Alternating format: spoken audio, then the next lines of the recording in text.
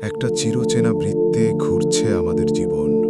প্রতিটা সকাল একই রকম, কোনো নতুনত্ব নেই, নেই কোনো উত্তেজনা, শুধু আরেকটা দিনের শুরু।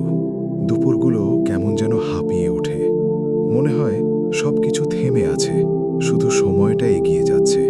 আর বিকেল, একটা অদ্ভুত বিষণ্ণতা নেমে আসে মনে। সন্ধ্যা মিইয়ে যায় আর রাতটা ভরে ওঠে অজস্র না বলা দীর্ঘশ্বাসে। কখনো কি ভেবেছ সময় আসলে কি? কি অদ্ভুত একটা জিনিস! প্রতিদিন ঠিক ২৪ ঘন্টা নিয়ে আমাদের দরজায় এসে দাঁড়ায়, কিছুই বলে না, শুধু নিঃশব্দে আমাদের হাতে তুলে দেয়, এই নাও তোমার আজকের জীবন। কিন্তু আমরা সেই সময়টাকে অবহেলায় হারিয়ে ফেলি। ৮ ঘন্টা ঘুম আর বাকিটা অজান্তেই হারিয়ে যায়, স্ক্রোল করতে করতে, অলসতায়, অপ্রয়োজনীয় ব্যস্ততায়। দিন শেষে আমরা বলি, এই তো চলছে, কিন্তু সত্যিই কি আমরা বাঁচছি, নাকি শুধু সময় পার করছি? জীবন খুব ছোট এবং খুব অনিশ্চিত। একদিন সব শেষ হয়ে যাবে।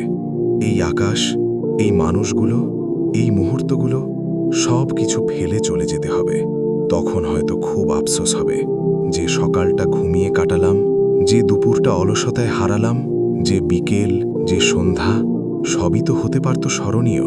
কিন্তু তখন আর সময় থাকবে না, ফিরে আসার কোনো সুযোগ থাকবে না। তাই এখনই সময় সত্যিকারের বাঁচার, নিজের মতো করে বাঁচার।